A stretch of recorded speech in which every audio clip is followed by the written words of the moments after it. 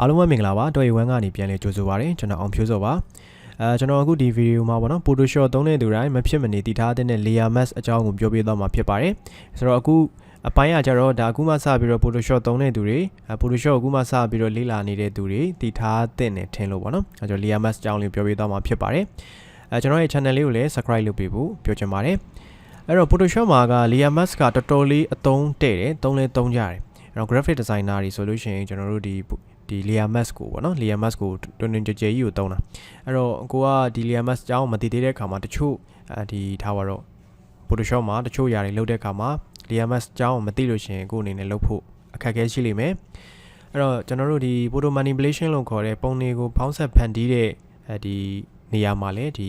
layer mask ကိုတော်တော်လေးသုံးပြတယ်ပြီးတော့ပုံတွေ retouching လုပ်တဲ့အခါပေါ့နော်retouching လုပ်တဲ့အခါဒီမှာလည်း layer mask ကိုတွင်တွင်ကြဲကြဲသုံးပါတယ်ဆိုတော့ကျွန်တော်အခုဒီဗီဒီယိုမှာတခြားလေးတော့ပြောပြသွားမယ်ပေါ့နော်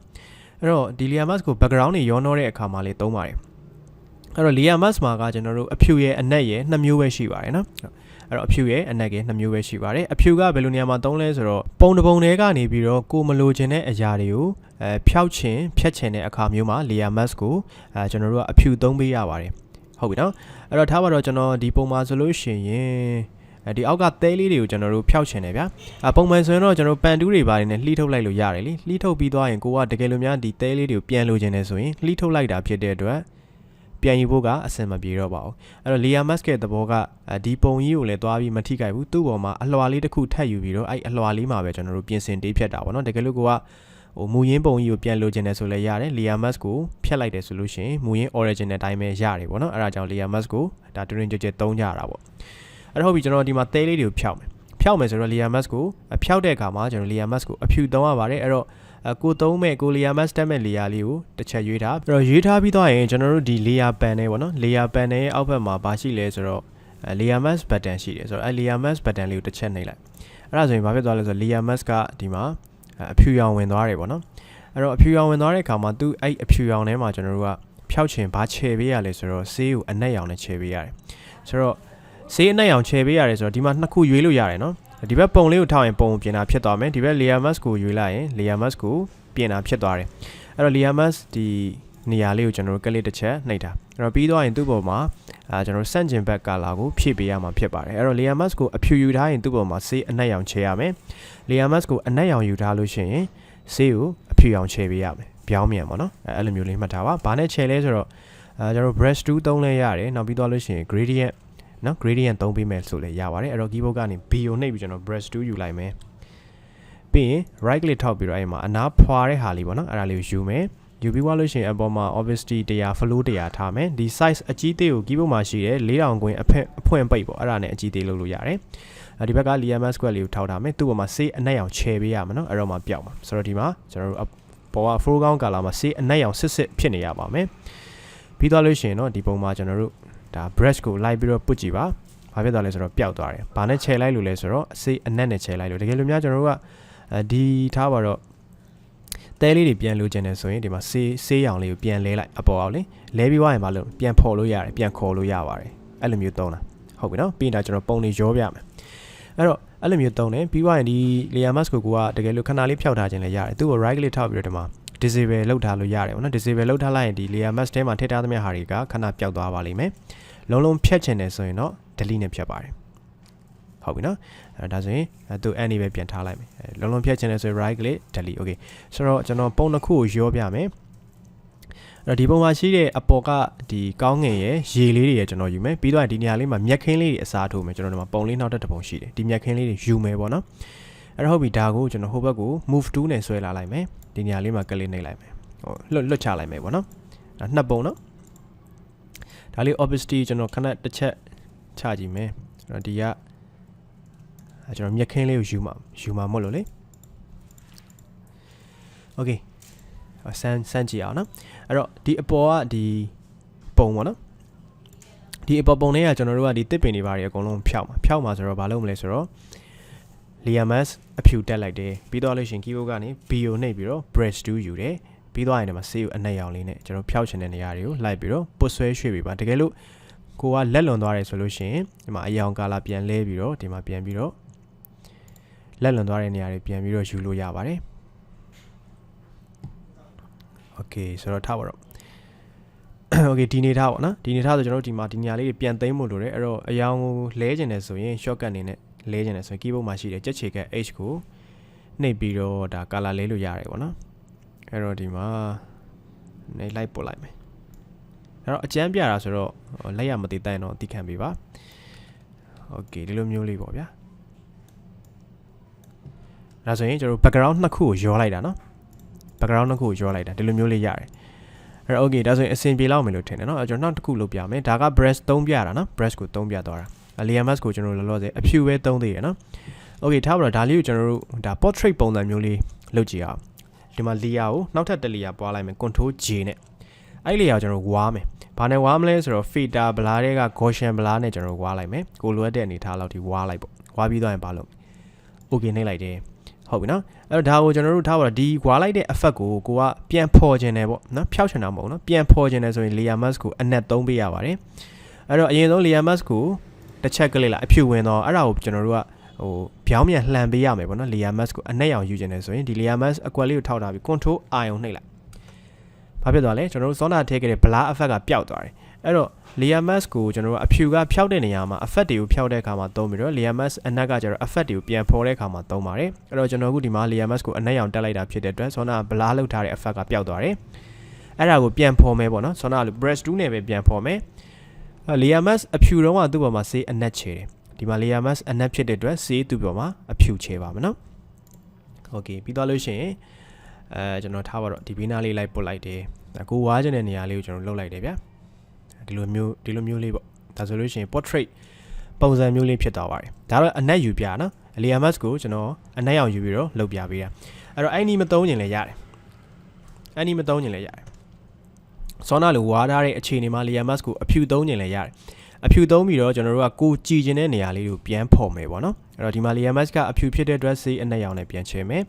ပြီးတော့ opacity နည်းနည်းလေးချလိုက်မယ် flow လည်းနည်းနည်းချလိုက်မယ် opacity ဆိုတာကကျွန်တော်တို့ဒီကိုတစ်ချက်ကိုက brush တစ်ချက်ပို့လိုက်တယ်ဆိုလို့ရှိရင်အရောင်ကဘလောက်ပေါ်သွားမလဲပေါ့နော် flow ကြတော့ပြင်အားပေါ့အဲ့ဒါလေးကျွန်တော်နည်းနည်းစီချလိုက်တယ်ဗျာပုံသေးတော့မရှိပါဘူးနော်ပြီးသွားလို့ရှိရင်ဟိုနေရာတစ်ချက်ကလစ်ဒီနေရာကလစ်တစ်ချက်ကလစ်ပေါ့နော်ကိုကြည်ကျင်တဲ့နေရာလေးလိုက်ပြီးတော့ကလစ်နှိပ်လို့ရှိရင်ကျွန်တော်ဒီလိုမျိုး portrait ပုံလေးရသွားပြီဖြစ်ပါတယ်ဆိုတော့ဒီလိုမျိုးလည်းသုံးပေးလို့ရပါတယ်အဲ့တော့ပြီးတော့ရင်ပုံလေးကိုအရိပ်ထည့်တဲ့အခါမှာလည်း layer mask ဒီသုံးလို့ရတယ်ဆိုတော့ဒါလေးအောက်ကိုကျွန်တော်အလင်းပြန်တဲ့ပုံစံမျိုးလုပ်မယ်နော်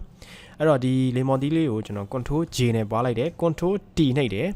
ပြင်အောက်ဘက်ကိုအလင်းပြန်တဲ့ပုံစံသွားမှာဖြစ်တဲ့အတွက်ဒီ control T နှိပ်ပြီးတော့ right click ထောက်ပြီးတော့ flip vertical နဲ့ကျွန်တော်တို့အပေါ်အောက်လှန်လိုက်ပါမယ်ပြီးတော့ရင် enter ခောက်ပေါ့နော်ကိုလွှဲတဲ့အနေထားရလို့ရှိရင်ကျွန်တော်ဒီအောက်လေးမှာထားလိုက်မယ်အဲ့တော့ဟုတ်ပြီဒီမှာနည်းနည်းလေးသွားထိလိုက်မယ်ဗျာတဲ့မဲ့တဲ့လေးတစ်ချက်ကြည့်အောင်နော် okay ဆိုတော့သူ့ကိုကျွန်တော်တို့ကဒီအောက်ဖက်လေးကိုဒါပျောက်သွားတဲ့ပုံစံမျိုးလေးလှုပ်ချင်တာဖြစ်တဲ့အတွက် layer mask ကိုသုံးပါမယ်အဖြူသုံးမယ်ပေါ့နော်ဖြောက်မှာဖြစ်တဲ့အတွက်အဖြူကိုကျွန်တော်တို့ထည့်လိုက်တယ်ဒီတစ်ခါတော့ brush နဲ့မပုတ်တော့ gradient နဲ့သုံးပြမယ်နော် keyboard ကနေကျွန်တော်တို့ G ကိုနှိပ်လိုက် gradient 2လေးရလိမ့်မယ်အဲ့တော့ဒီမှာဒီနေရာလေးပေါ့နော်ဒီနေရာလေးကျွန်တော်ကလစ်တစ်ချက်နေတခြား color တွေဖြစ်နေကျွန်တော်ဒီဘက်မှာအနက်ရောင်လေးရွေးဒီဘက်မှာအဖြူလေးရွေးဘယ်လိုရွေးလဲဆိုတော့အဲ့နေရာကလစ်တစ်ချက်နေပြီးသွားနေမှာအရောင်ပြောင်းလို့ရပါတယ်အနက်နဲ့အဖြူဖြစ်ကြပါနော်ပြီးတော့ okay နှိပ်မယ် layer mask အကွက်လေးကိုထောက်ထားမယ်အဲ့တော့ကျွန်တော်ကညီညီညာထွက်ချင်တယ်ဆိုရင်တော့ရှစ်ကလေးဖိထားပြီးအောက်ကနေအပေါ်လှန်ဆွဲလိုက်မယ်ဒီလိုမျိုးလေးအောက်ဘက်လေးကပျောက်သွားတဲ့ပုံစံမျိုးလေးပေါ့အဲ့လိုမျိုးလေးလုပ်လို့လည်းရပါတယ်ပြီးတော့ရင်ဘာလုပ်မလဲဆိုတော့ opacity လေးချပြီဒီလို style လေးပေါ့ဟုတ်ပြီနော်ဒါဆိုလို့ရှိရင်ဒါ layer mask ကို3တက်လောက်မယ်လို့ထင်ပါတခြား advanced ပိုင်းလေးတွေပေါ့နော်ဒီမျက်နှာလေးကိုကျွန်တော်ဒီကနန်းထဲကနေထွက်လာတဲ့ပုံစံမျိုးလေးလုပ်ကြည့်အောင်အဲ့တော့အရင်ဆုံးကျွန်တော်နေရာလေးချမယ်နော်ဒီလူမျက်နှာလေးရာလေးကျွန်တော် opacity နည်းနည်းချလိုက်မယ်ဘယ်လိုထားမလဲပေါ့ကျွန်တော်ကဒီလိုမျိုးထားခြင်းနဲ့တစ်ထဲကနေလုံးဝထွက်လာတဲ့ပုံစံမျိုးပေါ့နော် okay အဲ့တော့ကျွန်တော်ဒီနောက်ဘက်တွေကတော့မလိုဘူးလေအဲ့ဒါဖြတ်ပြရမယ်အဲ့တော့ဖြတ်ပြမယ်ဆိုတော့အရင်ဆုံးကျွန်တော်စဉ်းစားရမှာကဘာကိုဖြတ်မလဲဘယ်လေယာကိုဖြတ်မလဲဆိုတော့ကျွန်တော်လူလေယာကိုဖြတ်မှာလေလူလေယာနော်ဟုတ်ပြီနော်အဲ့တော့အဲ့လူလေယာကို layer mask စပြီးတော့တက်မယ်ပြီးသွားရင်ကျွန်တော်တို့ကဒီတိုင်းပဲတန်းပြီးတော့ brush နဲ့ထားပါတော့ကျွန်တော်လှုပ်ပြမယ်အဲ့တော့ဒီမှာ opacity ပြန်တင်လိုက်တယ်ဗျာဒါမှမဟုတ်လည်းနည်းနည်း short လိုက်မယ်ဒီတိုင်းပဲ brush 2နဲ့ light ပုတ်မယ်ဆိုရင်လက်ကလွန်သွားမှာလက်လွန်သွားပြီးတော့ဒီတစ်ထဲတွေပါကြော်ကုန်ပါလေ ကျွန်တော် ticket အချိုးတိုင်းကျွန်တော်လုံးဝကွက်တီလိုချင်တာအဲ့တော့အဲ့လိုမျိုးလက်ကိုလွန်မသွားခြင်းဘူးဒီ ticket เนาะ ticket အပြင်ဘောင် area အတွင်းမှာပဲကျွန်တော်တို့ brush ကိုသုံးကျင်တယ်ဆိုလို့ရှိရင်လုပ်လို့ရတဲ့ need တစ်ခုရှိတယ်အဲ့ဒါတော့နည်းနည်း advanced ပိုင်းလေးပေါ့တခြားလေးတော့ကြည့်စေချင်ပါတယ်အဲ့တော့ဘယ်လိုလုပ်မလဲဆိုတော့အရင်ဆုံး layer mask တက်ပြီးသွားရင်ဒီ ticket selection ကိုယူပါမယ် layer mask square ကိုထောက်ထားပါပြီးသွားရင်ဒီမှာ tip ပေါ့နော်အဲ့ tip နေရာလေးကို control ဖိထားပြီးတော့ click နှိပ်လိုက်ဒါဆိုလို့ရှိရင် ticket selection ဝင်သွားပြီဖြစ်ပါတယ်အဲ့တော့ကျွန်တော်တို့ကဒီ ticket အတွင်းထဲကိုမချဲဘူးလေအပြင်မှာကျွံထွက်နေတဲ့ဟာတွေကိုဖြတ်မှာဖြစ်တဲ့အတွက်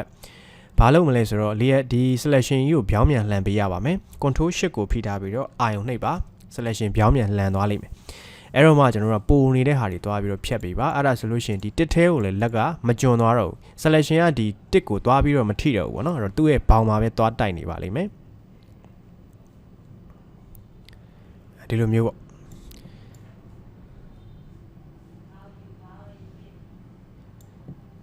ဟုတ်ပြီနော်ပြီးတော့ရင် selection ကို control နဲ့ D နဲ့ဖြောက်ပါတယ်ပြီးအဲ့ layer ကို obviously ပြန်တင်ကြည့် tick ထဲကနေထွက်တဲ့ပုံစံမျိုးဖြစ်သွားတယ်ဒီလားစပင်ကတော့ကျွန်တော်လောက်တာများပါလို့ပုံမှန်နည်းနည်းလေးအောက်ကိုချပေးရမှာအဲ့ဒါဆိုရင်ဒီ tick ထဲကနေစပင်ကထွက်လာတဲ့ပုံစံဖြစ်သွားမှာပေါ့နော်အဲ့တော့ပြီးတော့မှဒါမှကိုကဟိုမကြိုက်လို့ရှိရင်ဒီ T စာရိုက်ထားတဲ့ layer လေးကို double click နှိပ်ပြီးတော့ stroke တွေပါတယ်ကျွန်တော်ခတ်ပြမယ်ဆိုလေရတယ်ဒီလို style မျိုးလေးတွေကျွန်တော်တို့ဒါ YouTube မှာလည်းတွေ့လိမ့်မယ် tutorial video တွေထဲမှာလေအဲ့လိုမျိုးလေးတွေရှိတယ်ဆိုတော့ layer mask ကိုသုံးပြီးတော့လုပ်ပြထားတာဟုတ်ပြီနော်โอเคဒါလေးလုပ်လို့ရတယ်ပြီးတော့ရင်ဒီမှာဝီခုံးချိန်လုံးပေါ့နော်ဆိုတော့အဲ့ဒါလေးဒီလက်ထဲကိုကင်ထားတဲ့ပုံစံမျိုးလေးလုပ်ကြည့်မယ်ဒါ layer mask ကိုပဲသုံးပြပေးသွားမယ်ပေါ့နော်အဲ့တော့ okay အဲ့တော့လက်ကိုဒီနားလောက်ချလိုက်မယ်